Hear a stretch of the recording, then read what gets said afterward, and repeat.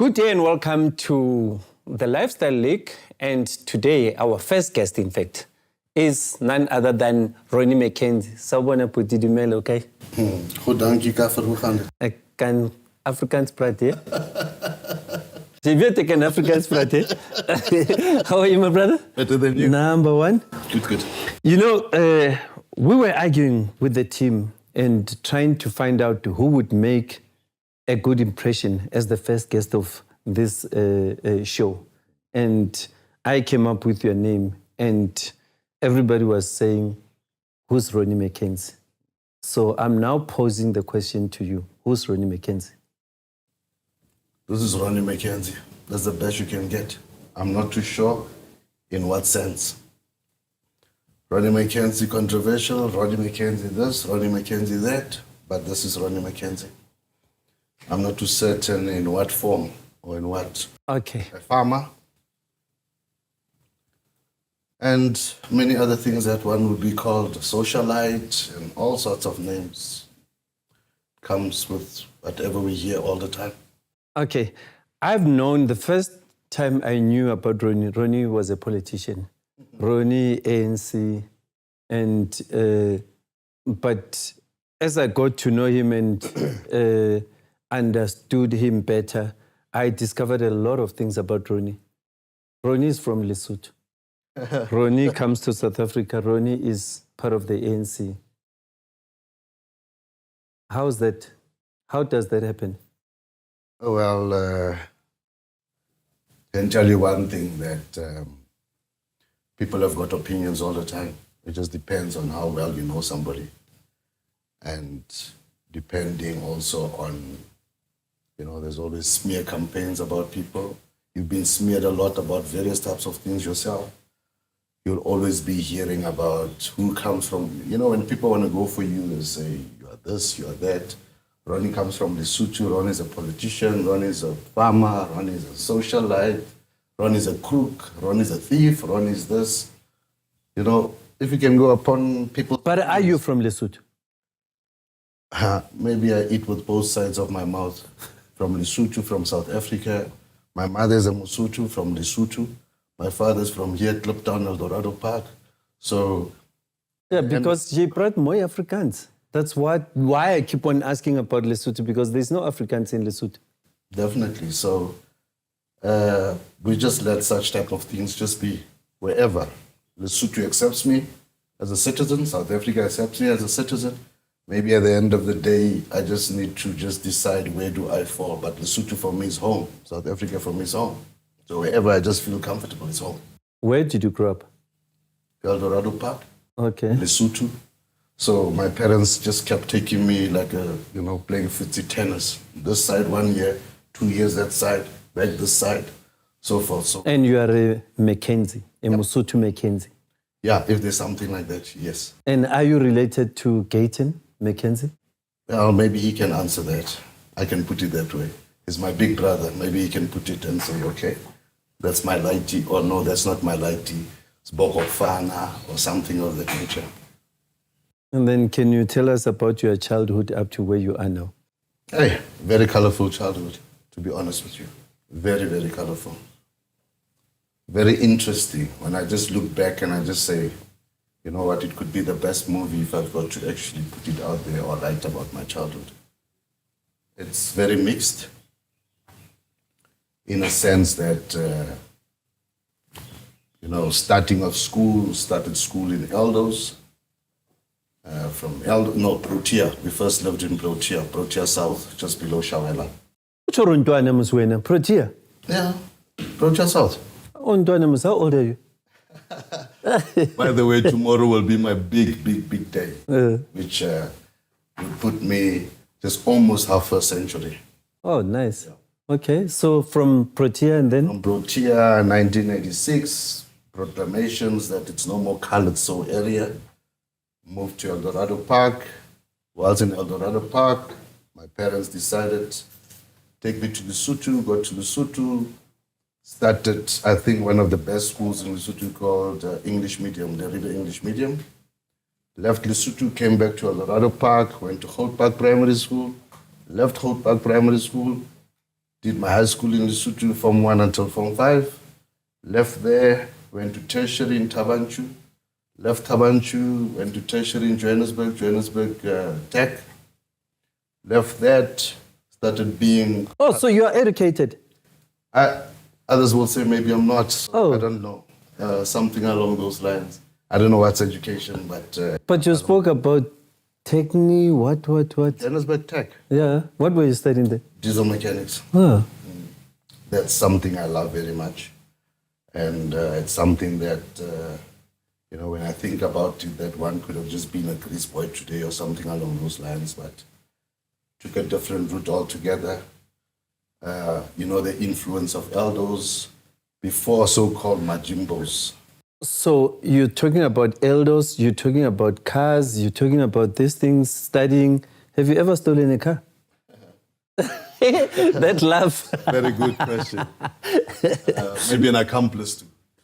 Yeah. Okay, so you've been involved in... It was part of the game. If you didn't do that, if you were not associated there, certain things should be missing in life, especially when it comes to the other side of lifestyle. I see it's all about lifestyle and how one actually gets by. Wow, interesting stuff, eh? I never thought you were even into cars and stuff like that. It's very strange. And then how did you end up with the ANC? Well, having to leave Eldos now, one venturing into what life is all about. Most times you find our people are just fixated. The old system actually kept people, Soweto, you'll just be there, Soweto, Eldos just there. Next thing comes, it's your Southgate. The only thing you know is Eldos Southgate. But I decided, you know what? Since I've got exposure. But Eldos and Soweto are more or less one thing. We are just divided by that thin border. The clap-down border? Yeah, the clap-down border. That's yes. Exactly. Pimville is like Eldos. Yeah, that's our golf course. Yes. It's the suburb of Soweto. So which extension from Eldos are you? A place that's called Mahala Park. Okay. Extension 9, just next to Extension 9. And one just decided to just leave, take your chances, come to suburbs, realize what suburban life is all about. Lived in Sandton, various places, left Sandton, Midrand. This has been my home for the longest. And while I was in Midrand, I'd not been involved in politics before, but always had something to share. Seemingly, I'm going back to your question about politics and being in Midrand, realizing, there's so much that needs to be done in Midrand. One time I'm driving, there's this ANC Youth League guys at traffic lights, T-shirts. I decided to stop and just find out more. And came across comrades, had an interest, invited me to a branch, decided to attend meetings to understand what this is all about because tertiary I was kind of involved. Which year is this? This is early 2000. Okay.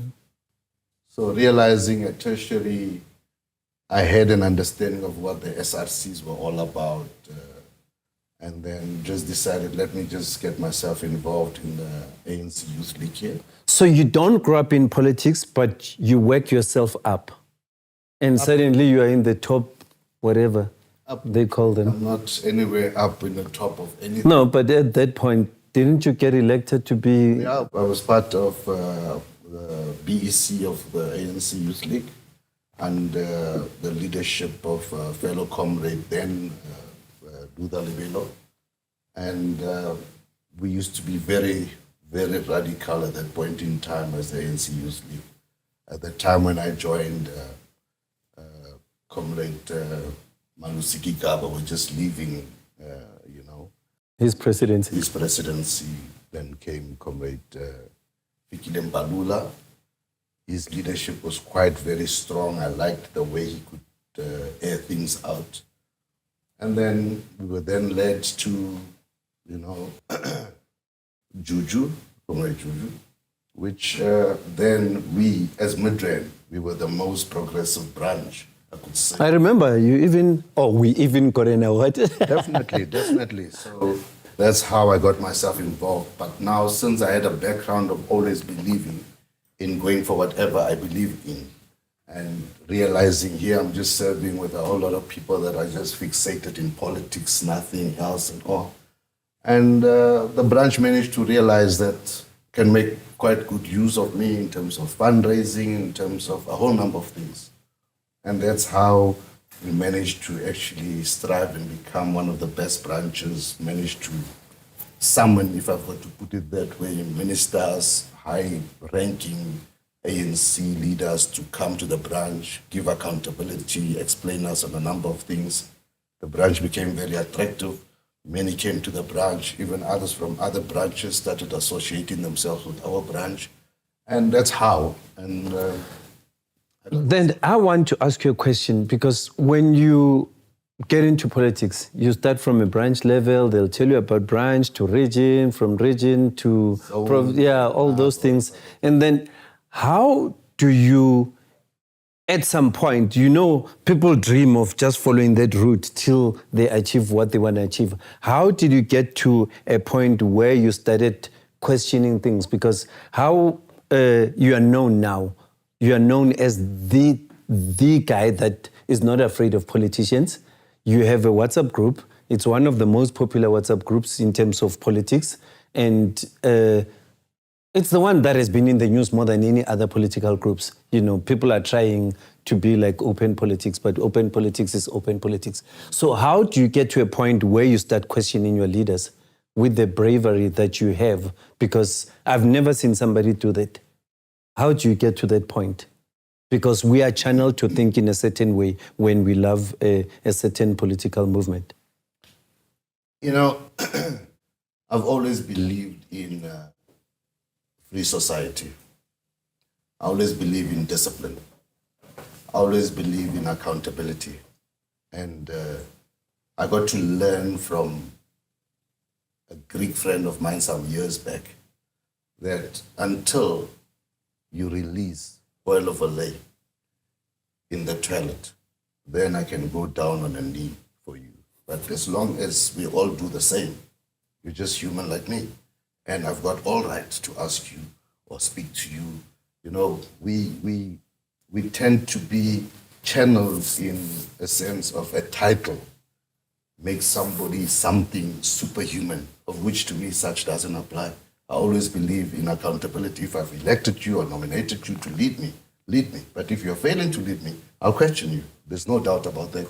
And it's not about bravery. I think it's about mindset over and above everything. So you're saying if most of us as citizens of any other country, if we would behave like you, things would be better, according to you?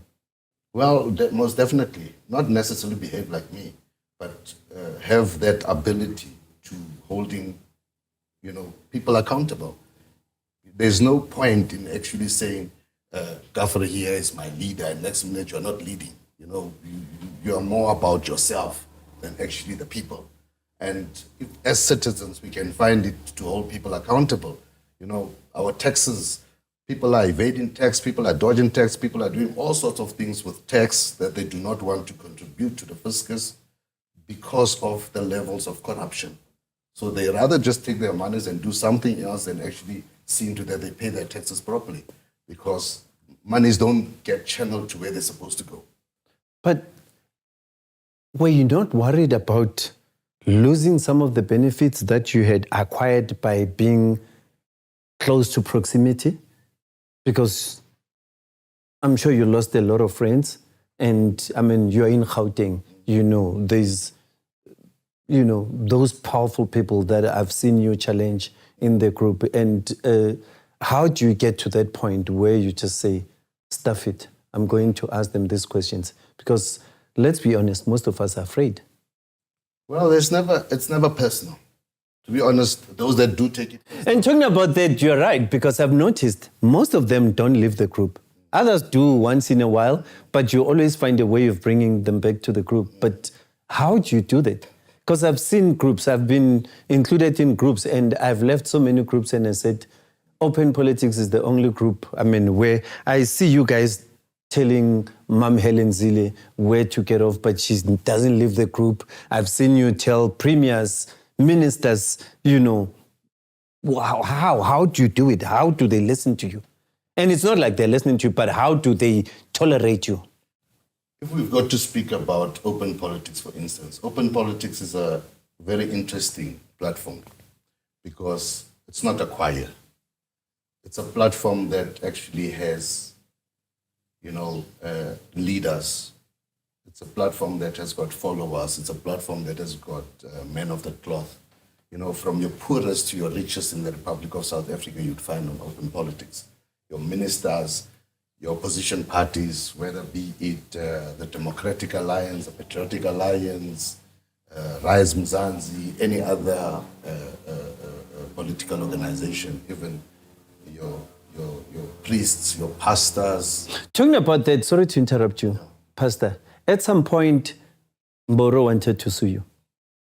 Well, I've been sued before through open politics, issues that arise there as if I'm the one that's bringing them up. Remember, if you're owning a WhatsApp group, they say you are responsible for everything that happens there. Imagine. Is that why you ended up stopping other people from being admins and you're the sole admin now? There's something other that you need to learn or need to understand. You don't play with power. When you're in a position of power, make use of power. There's no way that I would find myself having another admin of open politics. Would you say Noli Pari then when you had too many admins? I mean, at some point, you even asked to go and leave, and I think Panyaza was an admin. No. What happened then? That never happened. I think maybe you just caught... I've been there since 2014. How old is open politics? I've been there ever since. I know there were too many admins. No. If you can go looking at it properly. Remember, I fought with you, I left, and when I came back, you were the only powerful guy now. Powerful guy. Yes, I don't play with power. Realize then. Where I get myself into a position of power, I'll make use of it to the highest degree. That's just what I believe in and how things should be.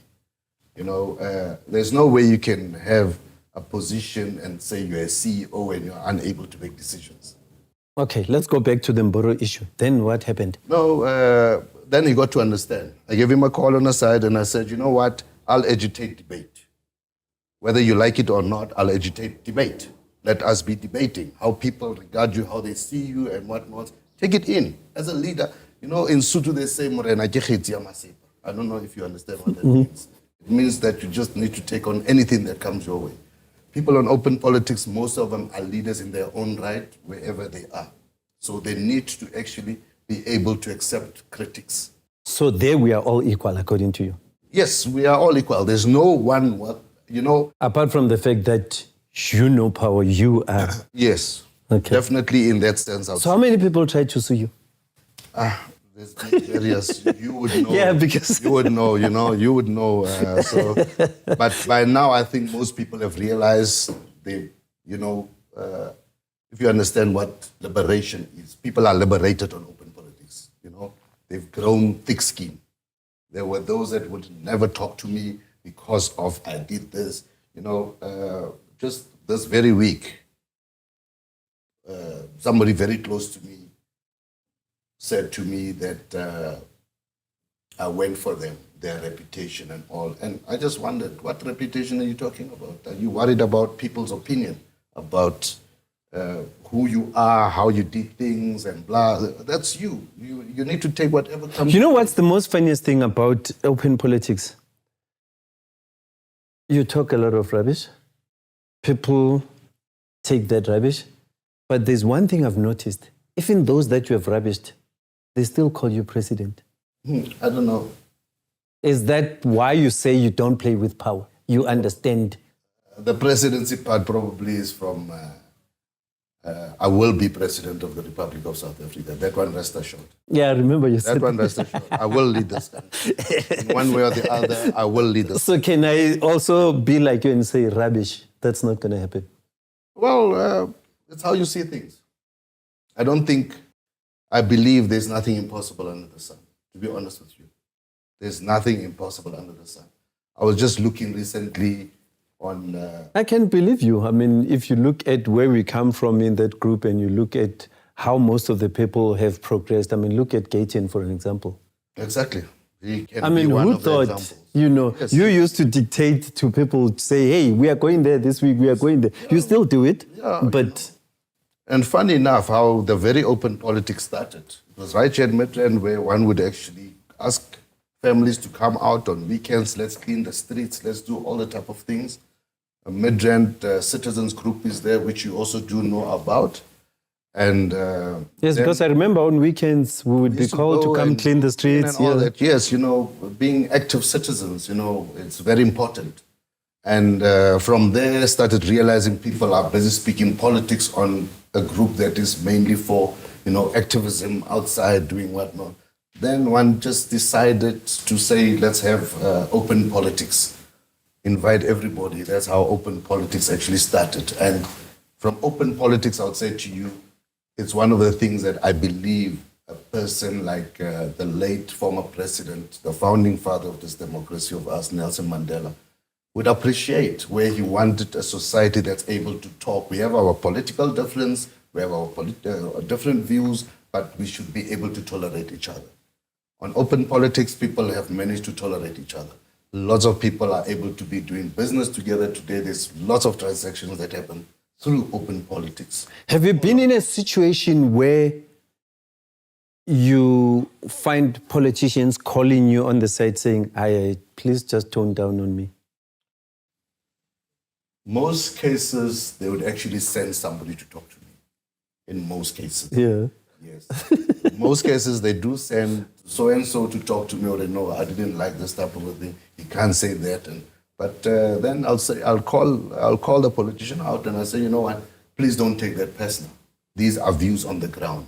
But Ronnie, you talk a lot of rubbish. I don't think you even understand. I mean, okay, others would say a lot of truth, but it's truth mixed with... Okay, point out rubbish such as, for instance, point out such as what? No, because then I'm going to sound like I'm being sent by someone. No, if they send you, it's still fine. If you allow yourself to be a messenger, then them come to you direct. In public. No, I mean, it's for us to talk. Let's speak. Let's be able to speak. Don't say, you know what, your foot is on top of mine. Tell me you're tramping me. Be direct. Okay, who are the politicians that got enough of you and had to leave? I know the names, but I'm sure there are those notable ones that you'd love to see back. Not really. So it's like, if you go, go. If you go. The door is wide open. Just 3 clicks and you're out of the group. No, the thing is, I normally see when they come back, there's like a mini celebration by everyone to say, welcome back, but know that here... No, there'll be those that get sent to saying, please get him to just put me back in. Yeah. And they have too much, egos and pride that they can't call or they bring me back. Open politics opens their eyes. They get to realize a lot of things. And if you can look at most of the things that get implemented, you'll realize there are discussions that have been happening on open politics. Which is what I was saying to you off air, that it's amazing how powerful open politics is, but, we're not taking advantage of that platform because I've seen things change just based on that platform. But anyway, one day we'll get to that topic. You then start being the person that you are, and then how jiggy. I've seen you have a lot of businesses in Midrand, how suddenly you are now a farmer. What inspired you to go into farming? While I was in the youth league, I don't believe in sloganeering. We used to speak about ownership of the means of production. For me, I took it to heart. Owning the means of production is very important. Farming is part of ownership of the means of production. Mining, owning the means of production. Being able to be self-sustainable. Being able to know that if I'm here in my yard, I've got chickens, I've got pigs, I've got this, I've got that, I'm able to sustain myself. I'm able to, get some spinach or get some and able to feed myself and all the time be running to, as darkies, there's this consumerism mindset. You have money now, you just want to buy. You never think of how do you get this to actually benefit you. We need to get to a point where our monies are able to work for us, unlike keep on working for money. So farming for me, I love it with a passion. And it's unfortunate that the type of leaders we have, there's something not okay. You see, now you're going back to that open politics, man. That is, yeah, say it. What's wrong with them? Like that Just say it. What's wrong with them? It's rubbish. Then so be it. To be honest with you, it's we need to have an understanding of where we are going. You know, I'm liking the current leadership that is coming, that just got into power in the United States, for instance. Closing taps.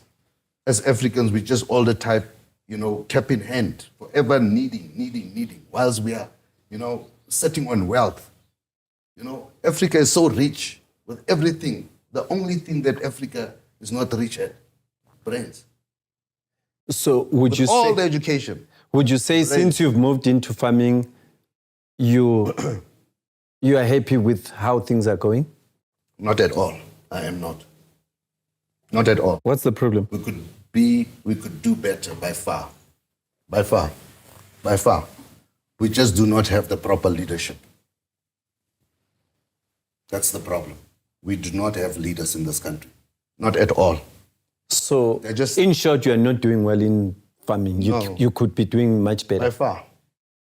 What would you say is a hindrance? Is it the leadership? Is it financial muscle? What's not working out? We need to take note. Farming is like a deep black hole. It needs serious resources. Resources are not channeled in the proper way to enable, in particular, your black farmers to becoming commercial. Why would a government knowingly not help farmers when we know that without food, there's no nation? That's why I say the lack of leadership, the inability to think. The inability to think. You have all the education, you can have them all there with degrees, PhDs and all that, but thinking ability is not. And would you say now that the minister is a white person, yes, and they've been doing farming for a very long time, would you say that's going to benefit farmers more, or would you say that black farmers are still going to be discriminated against? It's not necessarily a discrimination issue. Steenhuisen will actually ensure that the commercial farmers thrive even better. He'll be fighting right now so hard for the AGUA issue and all that, because most of those that benefit from AGUA are the very commercial white farmers. And I wouldn't like to racialize the matter. However, if you're a Tsonga person, you'll fight for Tsongas. If your head is screwed on properly. If you're Mosotho, you'll fight for Basotho. If you're a Khaled, you'll fight for Khaled, so on and so forth. Steenhuisen will fight for his Afrikaners, whichever way that it could be looked at. However, we've had many leaders, black leaders, ministers that have come and gone. But if you go looking at the industry, you would not find black commercial farmers in the true sense of commercial, where a farmer that is a black commercial farmer, you'll be able to find their product in every retail store, from Danin right down to the... Would you say it's because you guys are not united? Would you say that's the reason you created an organization for farmers? And does your organization only cater for blacks only? No. It's not necessarily also about the unity part. It's about many aspects that come into play. What's the name, by the way? Farmers United of South Africa. Okay. So we find challenges, for instance, so-called access to markets. Our leaders have been working in silos, which was so, if you go looking at a person like Minister Steenhuisen right now, he'll make sure that he'll be able to sit down with correctional services, able to sit down with education, able to sit down with health, to say, how does these farmers be able to plug in? Remember, government is the biggest buyer of anything, government. So there needs to be a deliberate move where black farmers will be said, you do not need to be looking for market. As government, we are the market. Farm. What you know is farming. Now, a black farmer farms, and next minute after farming, worried about the crop there, about the livestock there, where am I going to be selling this to? starting now to being a marketer, running around up and down, which in that is the failure part. You spoke about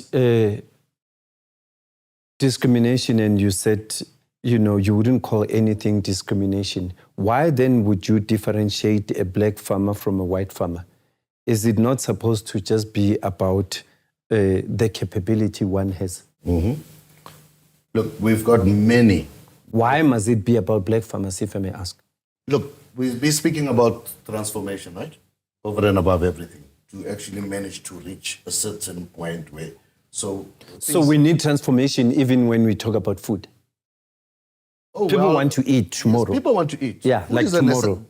And you're telling me about transformation. Yeah, and next minute you want to take white farms from white people. What are you going to do when you're not resourced? You're going to go and take 100 hectares. You can hardly even manage your little plot at home to just have even a tomato or something. You can hardly manage that. So that's where the resources issue comes in. That's where the leadership part comes in. That's where now you've got that 100 hectares, you are able to actually cultivate that 100 hectares. Do you have to take away the farm, by the way? To take away from? From whoever you want to take it away from. Take it for what? No. You said if blacks are not resourced, but they want to take away farms. My question is, why do you even think about that?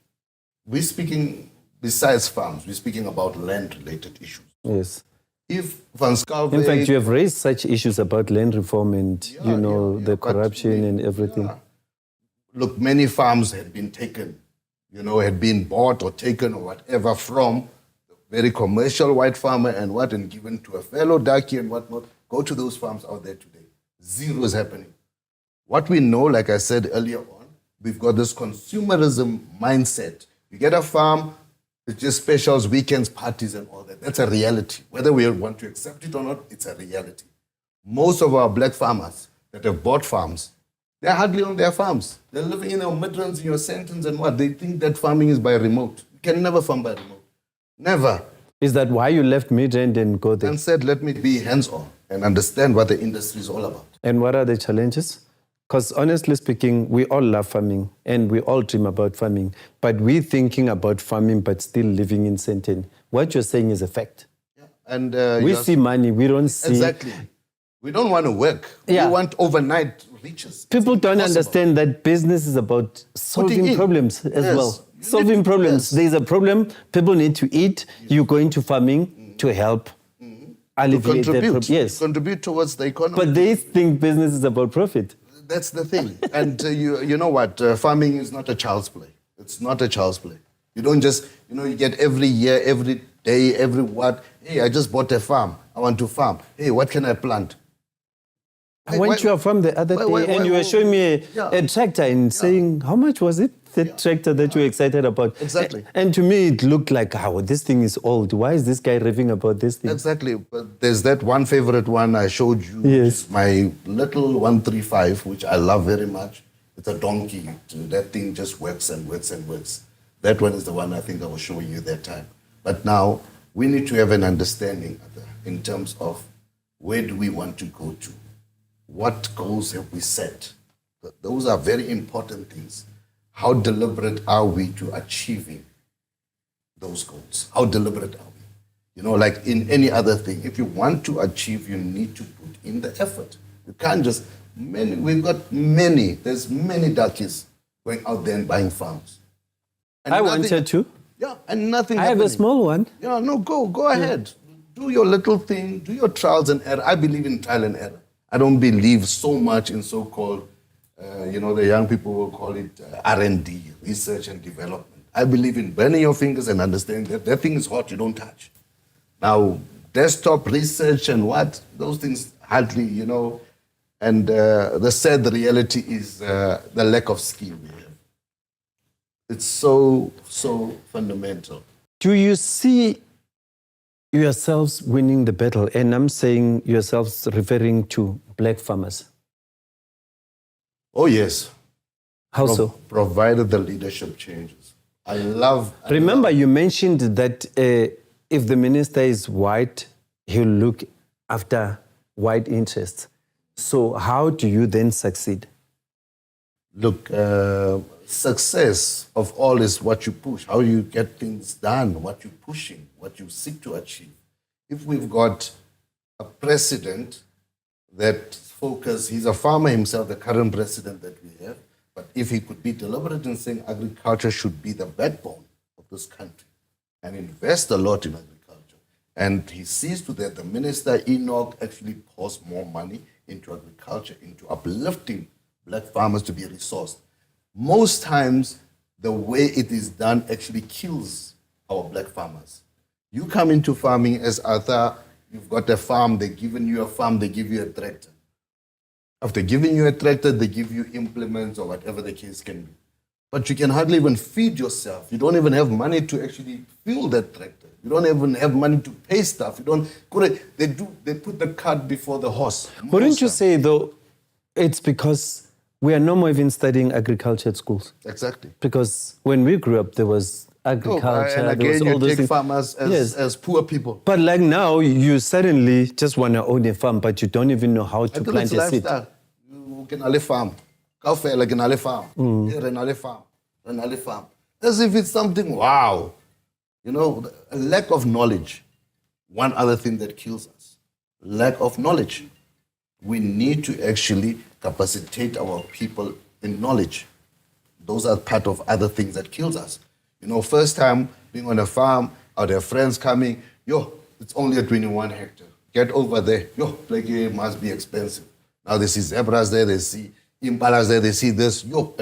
And because we lack knowledge of understanding these things, you see a 21 hectare, you're thinking, kitty million. And the place is only, less than 3 million. You see a zebra, you think a zebra maybe is 100,000. A zebra's price is about 3,000 rands. You see impala. Because we had never been exposed to such, we need to educate our people in a different way than always thinking, I lot a degree, I lot a.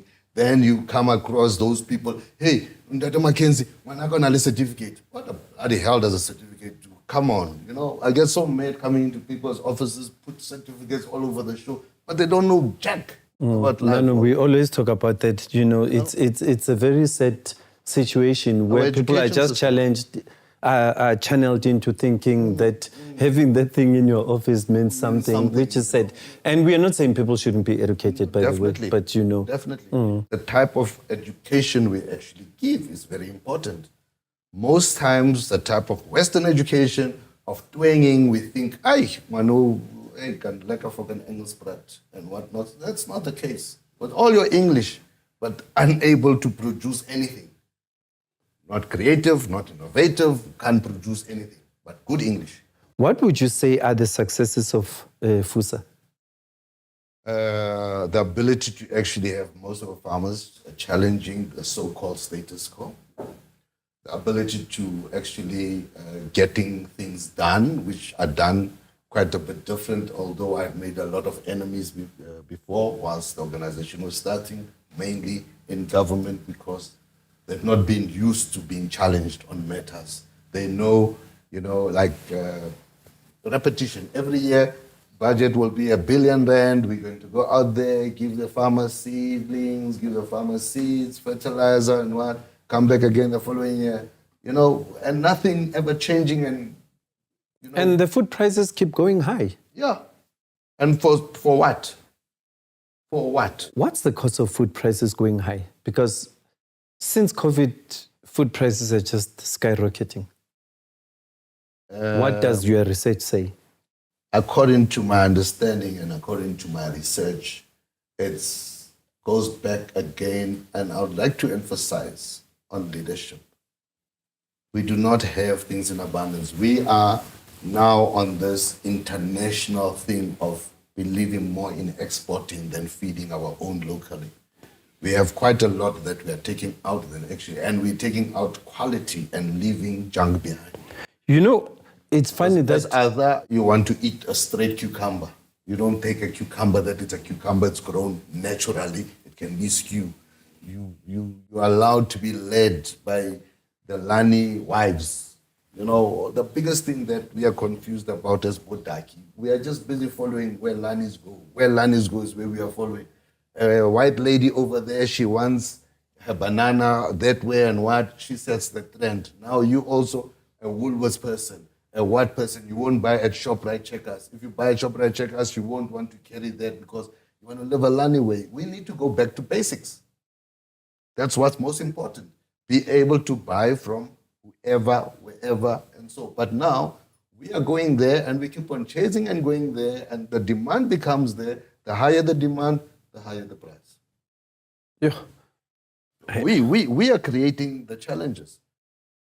Food prices are not that expensive if you go Kasi, Soweto and stuff like that. You pick up your spinach, bunch of spinach for 4 rand, 3 rand for, but you want to go here because you want to be seen, status. That's one thing that's killing us. You're speaking about high food prices because you don't want to venture out and come to the farms and buy direct from the farmer, which would actually help And a lot. you're right, because I went to the Val, I think 2 weeks ago, and I went to some farm and I was shocked at the prices. Exactly. I couldn't believe it. And there were long queues. It was Saturday afternoon, around 5. Yeah. And there were long queues. I was shocked. People were driving from Sebokeng, Sharpeville, going to that farm just to go buy those things. I was shocked. And you also have that place where you sell. Very soon you'll be coming to our agro-processing Yes. plant, where we'll be actually doing all sorts of agro-processing, from your meat to your vegetable to everything. Where what you are picking up here in Midrand for 20 rand, you'll be able to pick up there for half the price. So it's such where we find the failure of the very same leadership or government, the inability to resourcing farmers to have such. We have a very good model that we've been working on of aggregating, putting everything in one basket and just one basket taken out. Allow farmers to farm, farmers bring to one central place and everything goes out from there. Just like your city deep. That's what the type of thing that we are putting, but much more advanced in the West End. That's, Are you assisted by government there? well, not necessarily assisted by government, actually been having lots of headache from the very government in terms of compliance related, bribes needed, all, it's just a mess out there, a serious mess.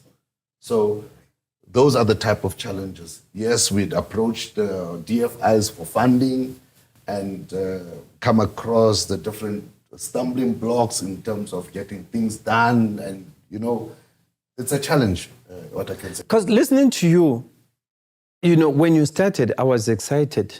I'm talking to a president of an association or an organization that deals with farmers, but listening to the challenges that you're talking about, I'm sitting here thinking, Scary, yeah.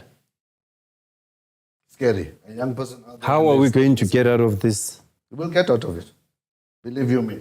I'm very happy with the type of GNU type of things happening and whatnot. It's time to wake up. If the line has come back, it will be about merit, not about comrade.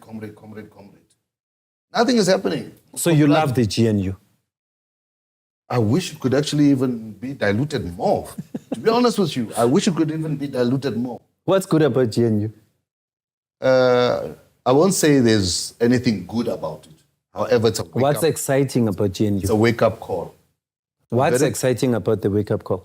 That it's no more a choir. It's more like the very same open politics type of thing. Not when that one says that everybody just in agreement. So right now, at least that one says and that one opposes. And then this is this is the way to go. Those are very important type of things that we should actually take cognizance of. So you feel like now with the GNU, things would be easily accessible based on merit. Is that what you're saying? Because you said merit, yes. And it's keeping fellow comrades on their toes. Because now it's a different, like you were speaking about Gayton. He's going to actually, or he's proving performance. And this one becomes under pressure because they've always been relaxed and pulling their feet all over the show. So they don't want to be beaten. They want to show that they can outsmart those. And there's a bit of competition within the leadership right now. That's why I wish it could have actually diluted more. It's unfortunate that the president, in his wisdom or whatever the case is, he decided to make the circle bigger to accommodate than actually cutting more of so-called comrades. Let them feel and have an understanding on the challenges that the masses are facing on the ground. So you don't believe in like 2 or 3 parties, the more the merrier for you? but you're also saying... I think you... Yeah, I'm a bit confused. Yeah.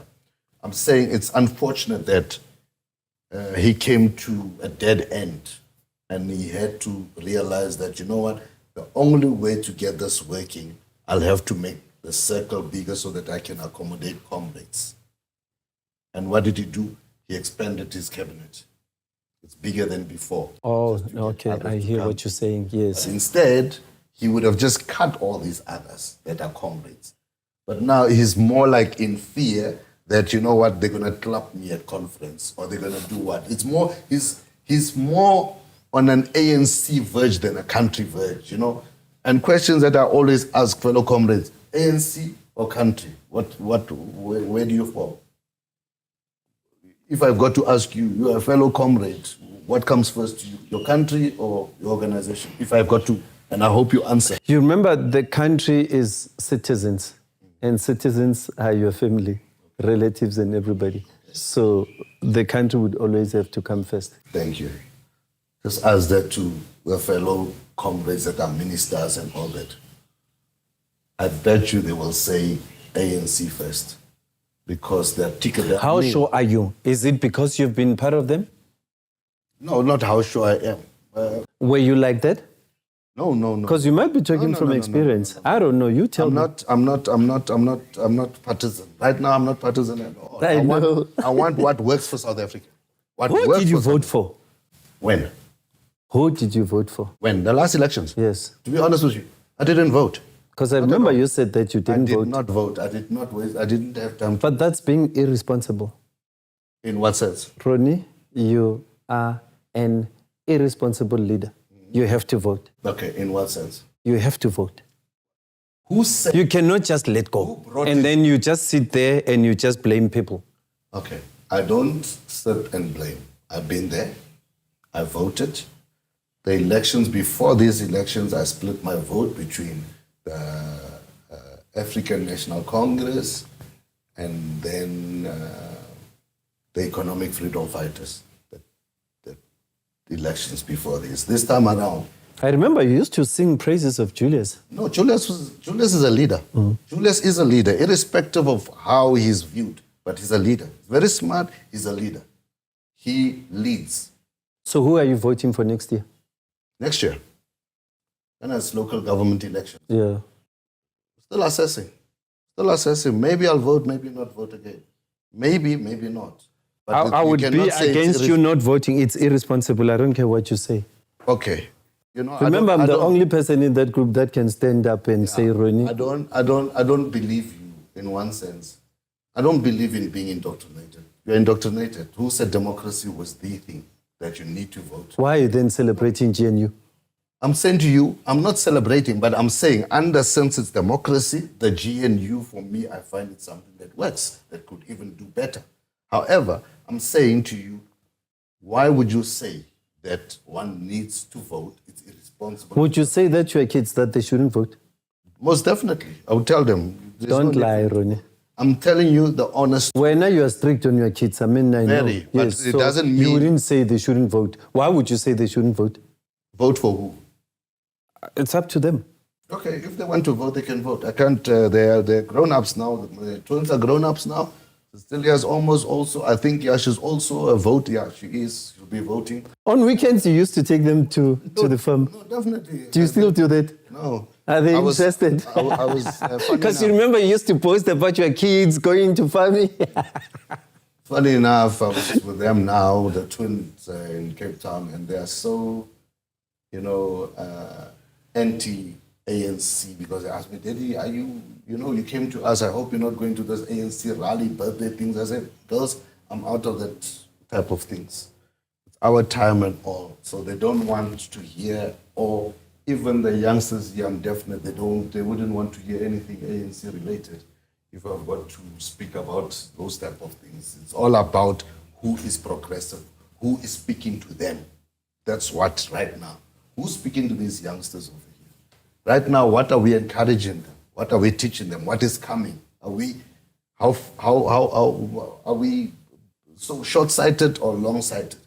Right now, most youngsters, my twin daughters, I've encouraged them to actually be looking into environmental law. Right now, we're speaking about green energy. We're speaking about changes of climate. We're speaking about all those type of things.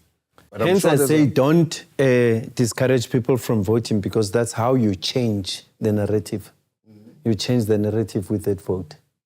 Yeah, but we need to also come up with something that works for Africa, something that works for South Africa.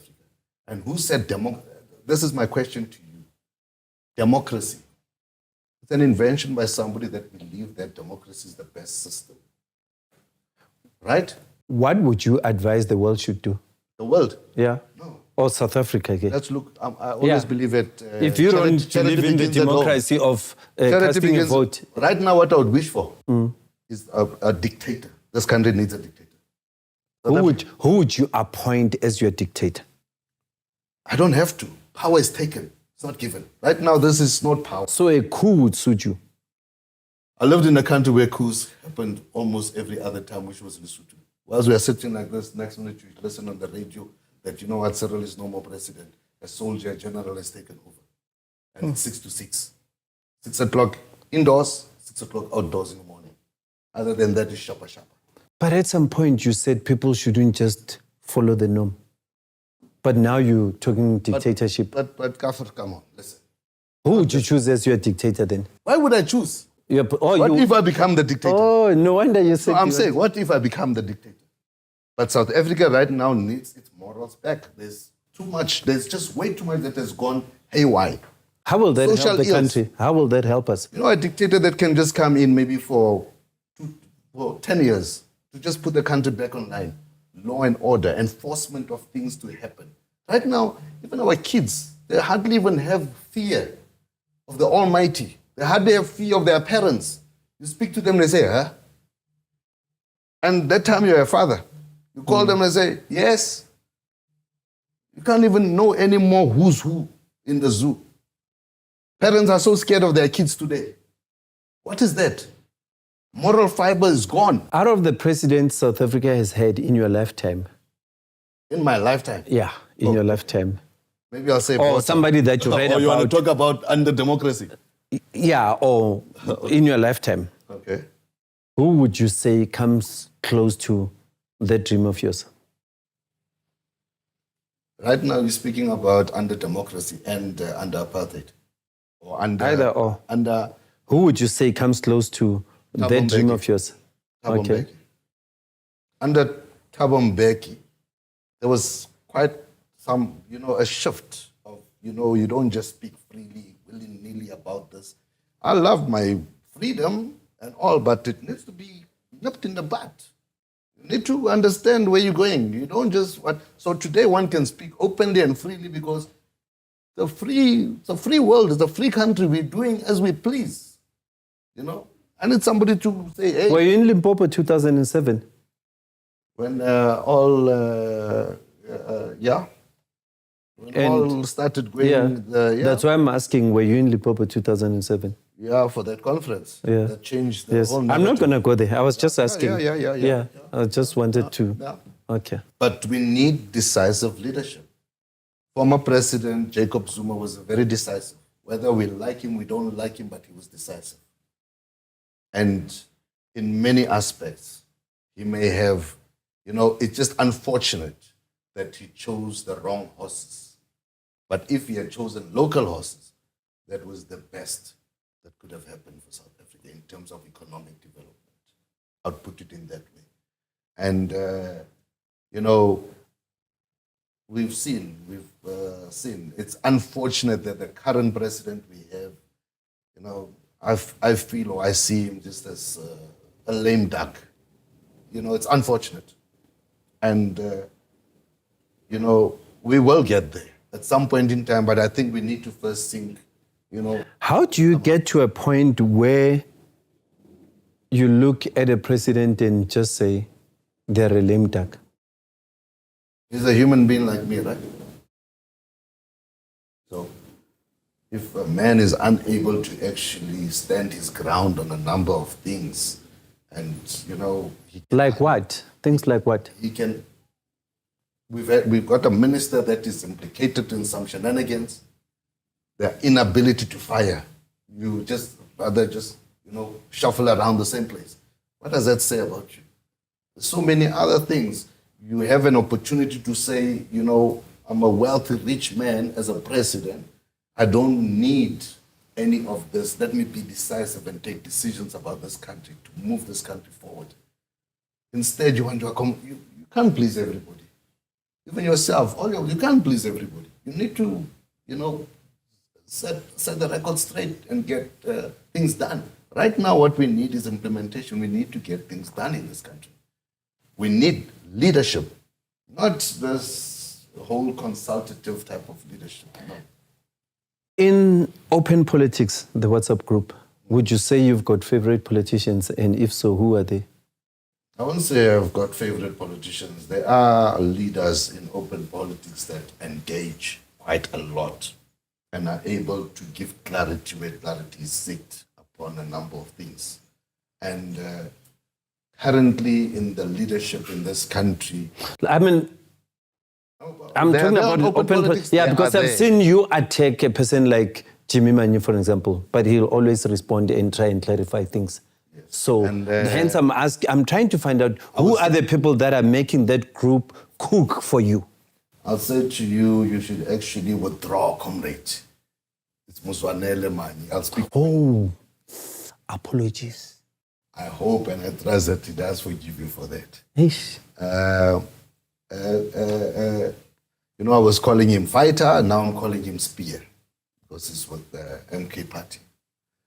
He clarifies things, and he's You guys swear at him, you say everything, he's always respectful. Yeah, that's maturity. I think he's a very, very mature person, and I will not critique him for actually jumping from one party to another party something doesn't make sense to him. He moves. Something doesn't make sense, he moves. And I respect him for that. Unlike just being a person that is just, one-dimensional. We got so many one-dimensional people, even things don't work, but they're still sticking to something.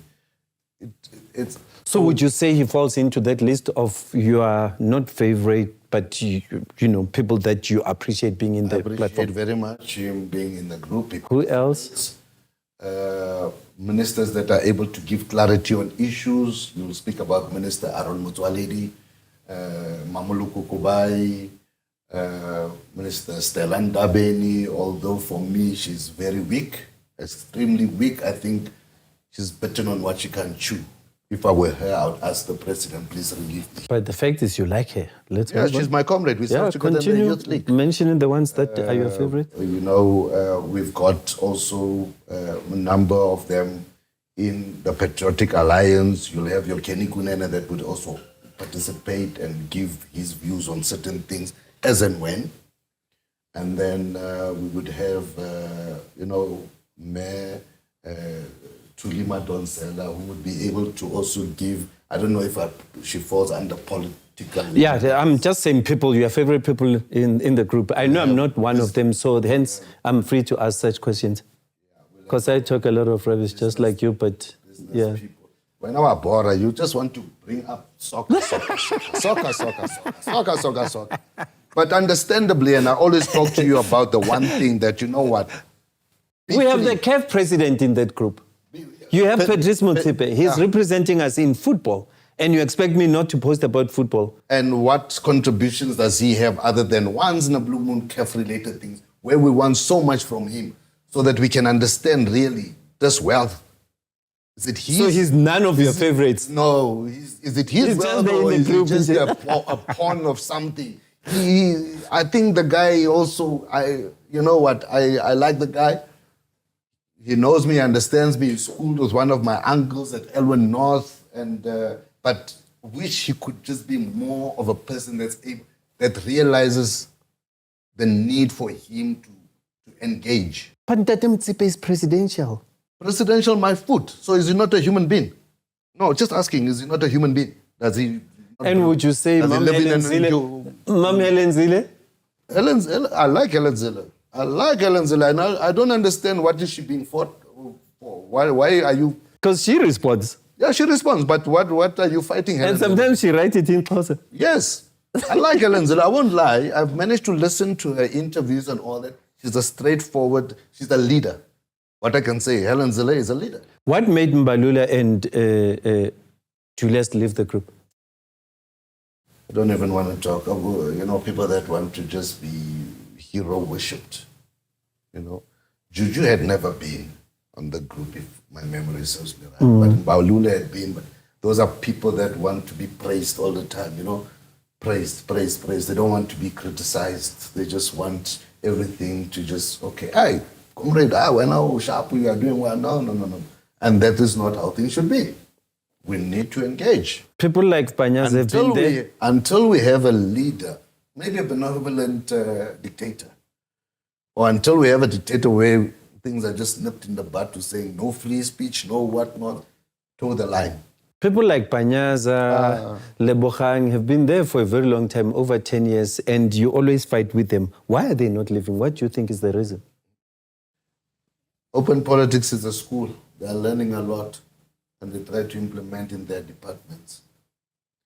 So you find yourself out of there and you're unable to know exactly what the people are thinking, how people are actually viewing your issues, and So MEC Lebogang, he engages. I don't know when what happens, but he's okay there because there's, I have the privilege of seeing who's reading, and you'll be surprised.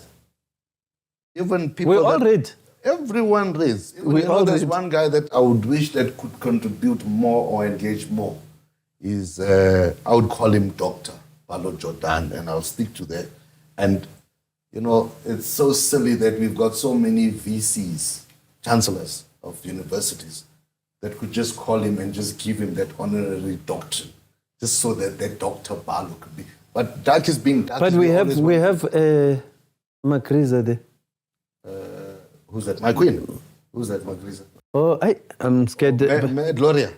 No. Gloria. No, speak about her freely. What I like about her is that she's an open book. She's managed to show us that she's human, whereby we used to regard her as this person that is, like pompous, that, No, Gloria is one of the best. I actually love her. Because she responds. You attack her, she responds. Definitely. And humbly, humbly. And I'll say I have a lot of respect for her. She actually keeps us moving. And I wish all these others could actually learn from her and get, South Africa needs to get talking. We need to talk. We need to engage. And your next show here, and this is an open politics platform, I would like to say. Next week, another OPN needs to be sitting in this chair and engaging. The week after, we've got all that. We need to start. Oh, guys, this deserves a big round of applause. Thank you. We need to get talking. And I'll make certain that OPNs come and get this. And Chico needs to come here. You must engage him. Yeah. And you have your issues. He must come sit here and tell us about what he went to America for. Dollars, did he take them? Did he not take them? What is going on and what? No, these are your competitors, but we need to talk. We need to put things on the table. Will you ever change, Ronnie? Who? You. Change in what? Like become something else. You're humble in Yanda. In fact, you are humble. But humble. Yeah, you're just... I'm very honestly. Open politics consists of everyone. Talking about humility, family life, I know that's one topic that you never want to engage on, but I'm sure there's a little bit that you just want to say, more especially to your family or something. I love my family very much. I love my kids very much. More than they can ever know. I look forward, maybe, now getting into the other side of the half century to probably walk the aisle, which... We're not getting married. Yeah, I think maybe... The scoop. Hey, open politics is going to be shocked. You're about to get married. I think maybe one should actually take that route, just to govern, to just be governed a little bit, power nyana to be taken away from you or whatever the case can be. So maybe, I don't know. But God knows best. Probably, I'll see. But I'd like to find myself probably just saying I'm anchored now, and that's it. I appreciate the mothers of my kids. I love them to bits. They've taught me a lot in life. And I trust and believe that we'll forever have that, humble relation.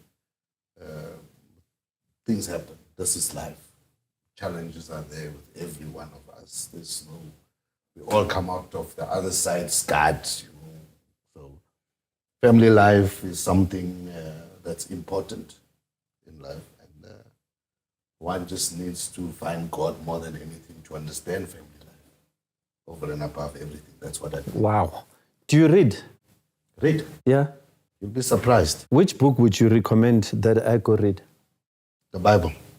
Wow. It's got a lot of teachings. It's got quite a lot of teachings about life. I'd recommend that. Other than that, you'll just be reading people's lives and whatnot, and admiration of people's lives. Which is something that's surprising about you. You'll talk dictatorship and you'll still talk about God and you'll talk about church. You sometimes confuse me. They always say confuse the enemy. And then which politician would you like to dine with? What a question. Which politician would like? Yeah, dine and just sit and just chat like we are chatting. Out of South Africa? No. South Africa? Yeah. Yeah. Politician? In fact, let's do here and one outside. I think I've got access to any one of them. I wouldn't like to dine with them. I think I can go to their houses and just dine with them whenever I visit. Yeah, but there's that one that you would find special. Yeah. Have you been to Kanjakonja? Okay. Ubaba. Yeah. Our Baba is a very... So you did go dine with Ubaba? Yeah. Okay. Offhand right now, a politician that I'd like to dine with, to be honest with you. Probably Helen Zille. I thought as much. Probably Helen Zille. Somehow I saw that coming. No, probably Helen Zille. And we speak openly and freely. Yes. Yeah, because there's something, there are learnings. I'm sure there's a lot of people that are learning. I always see the engagements. There's a lot of learnings that are coming out of there. There's some strange wisdom there.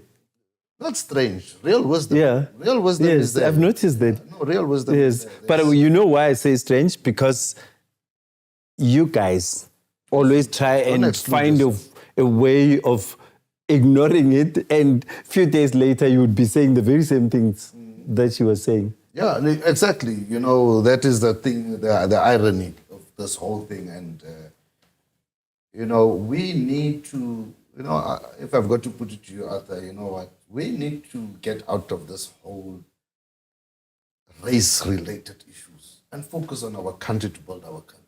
Our kids are growing up with lannies. Our kids don't see anything wrong with lannies. And there is actually nothing wrong with lannies. We differ as a people. But there's nothing wrong. We need to learn from each other. There's a lot we need to actually be taking from lannies. And mind you, so many of these wealthy black people work with lannies. They are partners with lannies in a big way. And then they'll want to be telling you that, you know what, white people this, white people that, Helen this, Helen what. You'll be surprised Helen is partners with many of them in business behind the scenes. You'll be surprised. And, you know, it's misleading. We are misleading our people forever bringing up the race issue. We are 30 years, a 30-year-old. It's a grown-up. It's a grown-up. We can't want to say we're 30, we're still a young democracy. There's nothing like that. We are grown. We need to get things happening. We need to allow people... Karabo, you're scared to clap your hand. You go... Why? I just believe that 30 years old is old, guys. You can't be you at 30. Exactly. You can't be, you know. So for those that can't hear, he's saying 30 years, you can't be, you know, still saying... crying and taking it, yeah. Baby, we're a young democracy. We're not a young democracy. We're not at all. You know, the biggest thing that is killing us, our youth are in need of jobs. This grand business needs to chop. You know, with what President Donald Trump has now instituted for Africa, I'm so happy. We are always cap in hand, wanting. South Africa, why do we want to feel as if sanctions are going to kill us? Why can't we sanction? We say, okay, we're not sending our things anymore to the US. We can as well sanction. So this thing of feeling as if another being is actually better, an American is better than you are South African, what? You must hero worship or kneel down. No, we need to believe in we lack confidence. Yeah, because, you know, now that you mentioned that, I was arguing with somebody yesterday and they were saying, hey, this thing is bad. It means we won't be exporting food. And I said, but wouldn't that food then feed us? And maybe it might even be cheaper. What's the population of the US? 200 and something million or 300 million, somewhere around there. What's the population of the world? 7 billion or 7 point something billion. So the US population and Nigeria's population, I think they're almost the same. So why are we not crying about Nigeria's population is no more going to be taking things from us or whatever the case can be? We want to pride ourselves that the US is our biggest trading partner. Why can we not put up two fingers for the United States and say, go jump? Why can we not do that? I mean, what's wrong with us? Are we lesser beings? And then we want to feel when we are told this, that no, when a white person wants to say, no, you're inferior, now you want to fight that thing. There's something I always say that I think the way we are wired as black people is that we maybe need to take whites as the latest model of a human being. Maybe we are an old model. We don't have a computer box. Because we are forever just looking at whites as they are superior. You talk about whites, you're so scared of whites. All the time you're just so fierce of white people. Instead of actually seeing a land. You know, when I moved to the West End, it was very shocking. I felt like I'm in the 80s, the way the darkies there are.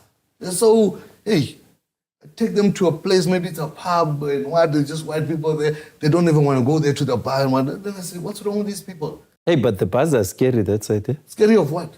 Eish. It's your inferiority complex issues. That's all. You need to believe in yourself and trust in yourself. These youngsters today, I see them. You know, when I looked at my daughters, my twin daughters, there they are busy dating Lanis and Charos and whatnot. And I said, look at the kids today. You know, last week or week before, I was in Pretoria, Men or something like that. I saw this that boy with a Lani chick. I said, go boy. This is how we, you know, maybe the best thing that could have happened here in South Africa is if we were deliberate as the ANC and, you know, resource a lot of black guys to go for white chicks so that they just coloreds all over. Then we cut with this whole race issue. Then it just bushes all over. Then the whole race issue would just die. You know, blacks dying out, whites dying out. It just bushes all over the show. Who's your favorite politician at the moment? My favorite politician? Yeah. That guy that dances like this, they're in the US. Okay, and locally? Locally. If he's a politician. Yeah, if he is a politician. Locally, my favorite politician, I don't think I've got any favorite politician locally. To be honest, I don't think I've got a favorite politician. I don't think I've got. But I would like to wish whatever it is that my fellow comrade, current fighter, Julius Malema, to actually get out of whatever mud it is that he's in. And he's a leader that I would actually say I wouldn't like to see him fade away. He's very necessary in the South African body politics or politics. He's one of the people that I say, you know, Juju, we need him. It's unfortunate that he's targeted right now by those, you know, I don't know if you guys believe in karma. What goes around always comes around. So it's that type of a thing. But for young people, I say Juju, he would be the right dictator for this country. The one that can, you know, the only thing I don't like him about is open border issue and whatnot. That one I strongly don't believe in. I believe in charity begins at home. Let's get our act together as South Africans. It's time. We never had an opportunity as a country after achieving our democracy to sit alone and talk. Jiggy jiggy, we got our democracy. Jiggy jiggy, everybody just around us. We hardly even had our own time to say, how do we skin and get things done? Jiggy jiggy, ha, nala, napa. Everyone just coming. When do we have our opportunity to talk, you know? So upon such type of things, I say, I think South Africa is a great country, very wealthy country. We need to explore our country very much. We need to travel within South Africa. There's so much to see in this country. Before starting to thinking of going to Mauritius or going where, how much do you know South Africa? Do you know all these 9 provinces? You know, those are very important things that we should encourage our kids and go with them and have them realize, you know. Minister Patricia de Lille, she's also a very good minister. And I liked Mema Moluko Kubai when she was there, what she used to market a lot when she was at tourism, showing different B&Bs where you could go to and all that. Maybe me, Patricia, because of age-wise, challenged to doing that type of a thing, or not much of a social media person, or whatever the case can be. But one of the biggest other things that we should be focusing on is tourism, which can actually help this country go forward. And to you, Gaffer, I would say, you know what? Let's believe in our country. Be patriotic. Love South Africa. This is the only country we have. And another thing that I also would like to change is I don't believe in South Africa belongs to all who live in it. That's rubbish. South Africa belongs to South Africans. That needs to be changed. What does that mean? South Africa belongs to all who live in it. So, umuntu uyangena manje, 2 minutes is living here for a week, also entitled. No. We need to change a number of things of this country. This country, you know, look at the United Kingdom, such a small little thing, the powerhouse it is. Look how big we are. Look at Ukraine. What's happening? Everything you speak about, whether it's aerospace and what, Ukraine. South Africa had such before. We had the best of the best under Daniel, you know, your Roy Falk, your Roy Cut, your whatnot. We've been producers. Let's bring that moral back. Let these youngsters know about production instead of just feeding them all the time, you know, things that are, you know, nor here nor there. We need to build our young people. Wow. From your end, you're building. You know, I like Owame when I see how she's performing, how she's doing her things. She's falling into daddy's footsteps. That's the way to go. We need to teach our children skill. Waking up early, knowing how to do things and what. Stop fearing our kids. These are our kids. We need to get them in line. So this is about a number of things that I could say I could contribute to this and say to you, rest assured, Open Politics members will come here. You will manage to interview them. They will contribute positively to where we can go to as a country. They are there. They are open to engagements. And do not limit this to the size of people's pockets. No. It's got nothing to do with it. It's got to do with what we can contribute. What do we understand? Because the more you engage with that person in that informal settlement, that person in that township, that person in a suburb, treat equally and have an understanding of where it is. Because we don't understand so many things. We think we are just there. You know, it's time to get off our high horses and start engaging with everybody. That's very crucial and important. Wow, guys. Thank you, Ronnie. Thank you. We really appreciate. So you talking about, maybe I'm talking a lot of rubbish, but... No, but it's, I know you to be talking rubbish, but it's their first time seeing you. And trust me, you're going to be the topic after this. Because we've got, I mean, I'm thinking of you, Karabo, when I listen to him. You know, I'm thinking of him, you know, and the same footsteps. You are now also in a branch doing the same thing. So, like, same footsteps. You talk a lot of rubbish, you know. You like the same people. You are in a different party, but you like other people from... It's just amazing. That's why I'm saying after a year, it's just a party. Mind you, and careful about that. You know, there's a saying, there's so many sayings in English that many true words were said in a jest. Khalifile too much explain that? What you would regard me as speaking rubbish or him speaking rubbish, there are a lot of things that you are missing because whenever he opens his mouth, you are regarding as rubbish. No, Sekicho. Okay. If you get what I'm saying. We love him. So be mindful that you want to just be listening to intellectuality and taking that as the... But you find all that, it's just hot air. It's just theory. Unpractical. That's Ronnie now. Unpractical. Yeah. No? And I would like to say sorry to MBA people out there. Studying is good, but you go looking at a business plan put up by an MBA, non-practical. There's a lot of hot air. Sorry, I'm not critiquing MBA people and stuff like that. I had 2 business plans before. Why do you leave politics though? Because you are just too smart, man. What do you mean leave politics? No, I'm not a politician. You were. I'll take charge of this country. And it doesn't take a politician to take. You know, if this country could be run by a soldier or by a farmer, those are doers. Not all these intellectuals that are LLBs and what, hot air. A lot of hot air. Wara wara, nyere nyere, wara wara, nyere nyere. Nothing implementable on the ground. Nothing, zero, zilch. Document after document, you go to the offices, it's piles and piles of documents. Nothing gets implemented. Zero. We need more practical people, people that get things done. That's what we need. Be a doer. Not wara wara.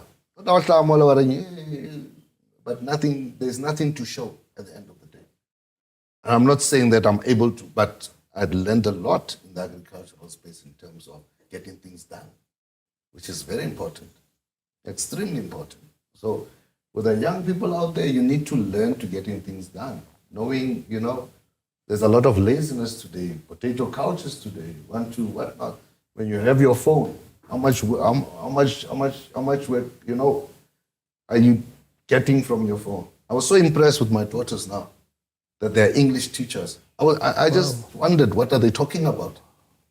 They're busy teaching and they're earning quite well, shockingly. About $16 per hour. So they're doing it internationally, or No. they're teaching? Online, teaching Brazilians, you know, basic English. My name is, what is, and what not. How many of our young people, when they're holding their cell phones, it's something constructive that they're doing? Or just a whole lot of, you know, funny things and whatnot. I was impressed with both of them. Then I realized, I'm sending money for what here? These people, one has got 14 students, the other's got 12 students. And they're 3 times a week. You know, they're making I was impressed. You know, they're at UCT as much as I wanted them to go to Stellenbosch. For me, if I was the only shareholder, I would have taken them to Stellenbosch. And it's not necessarily for them to have a degree, but connections. Today, degrees and all that. I have a lot of people with degrees that are asking me to get them into a job. I get a degree now. And that's one thing you're good at. I You cannot know, agree. you're always hooking up people. Guys, it's been wonderful having you, Ronnie. You know, I've learned a lot out of what Ronnie has been saying, and even me always saying rubbish. Now I know it's not rubbish, it's controversial. It's going beyond, you know, the norm and challenging issues and finding out and also trying to solve problems by telling people facts as they are, because most of us are always scared to speak our minds. And, you know, now I know it's not called rubbish, but it's speaking your mind. Thank you. Thank you so much. I appreciate it. Thank you.